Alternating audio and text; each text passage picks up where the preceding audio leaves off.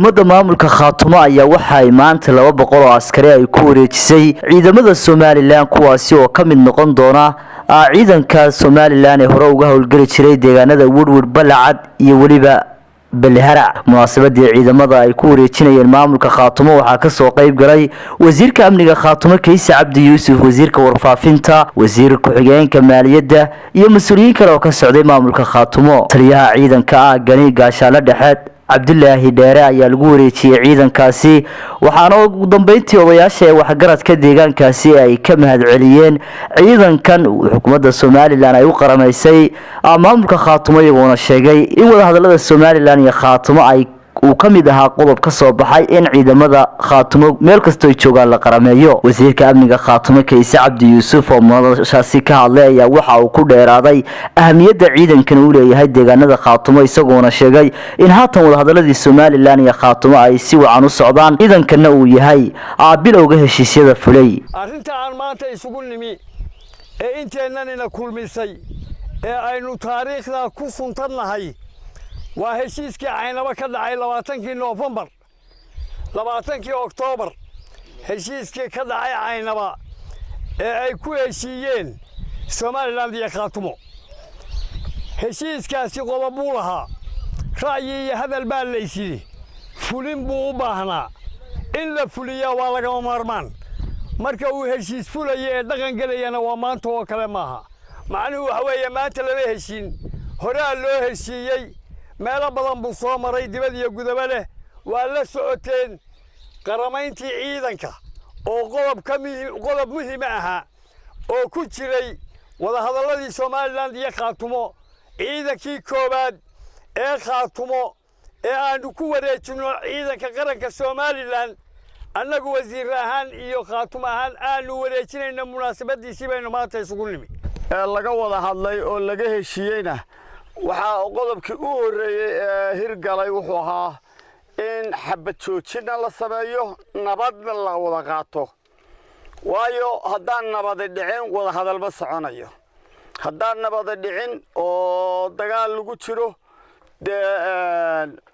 ilaa iyo intii wada hadalka la bilaabayna dagaal lama idaan gelin, meel dhib kama idaan sameyn. waxay la tahay waxaad ku fadhideen uun heshiiska ay meesha ku dambayn doono. waxaan aad iyo aad uga mahadnaqayaa halkan dawladdii hore maxamed Silaayo oo iyadu wada hadalkan bilowday iyo wasiiradii ugu dadaalka badnaa Maxamed Xaashi uu ka mid ahaa. waxaan u mahadnaqayaa guddidii wadajirka ahayd ee laba geesoodka ahayd oo Soomaaliland iyo Khaatumo iyagu runtii dulqaad iyo siyaasad iyo xirfad aqoonaysan ku shaqaynayay, heerkaana maanta soo gaarsiiyey. heerka labadii ciidan aynu isku dhafaynay shalay xabadda iskula hor jeeday oo maanta la rabo inay isku tababar galaan, isku xeedho wax ku wada cunaan, isku shaqo wada qabtaan. yacni aad baan uga mahadnaqayaa. waxaan u mahadnaqayaa shacabka reer Khaatumo iyo ka Soomaaliland oo labaduba nagu gacan siinayeen heshiiska iyo nabadda. waxaan si gaar mahad ugu naqayaa meelihii gudaha, meelaha shirka uu ka dhacayay magaaladan Balacad oo ahayd lafdhabarta ama meelaha ugu tunka roor Khaatumo saldhigyadeeda. aad iyo aad baan shacabka reer Balacad ugu mahadnaqayaa. shacabka Caynaba oo gogashii u horeysay iyo gogashii u dambeysay iyagu lahaa waa u mahadnaqaynaa. waxaan kugu wareejinayaa 200 oo askari iyo 7 baabuur oo 5 baabuur oo tignika oo kuwaasa iyo gaadhiga xamuulka booyadii biyaha oo halka taalaad aragtaa gaadhiga daba taagan yahay. intaasaan kugu wareejinayaa laga bilaabo saacadda aan taaganahay iyo bisha oo maanta 13 soo maaha. bisha ninkaasaad kala xidhiidhaysaan taliyihiinni. raalli ma ku tihiin? raalli gacantaaga. raalli ma ku tihiin? ciidanka qaranka Soomaaliland soo kama mid tihiin. saacadda laga bilaabo waxaa tihiin ciidanka qaranka. askari kastaana wuxuu leeyahay xuquuqda ciidanka qaranku leeyahay. waajibkaad leedihiin baa idinna laydinka rabaa ee ciidannimo kaasaa laydinka doonayaa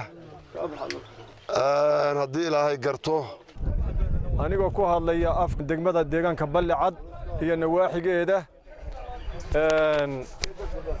waxaan markhaati ka nahay oo aan goobjoog ka nahay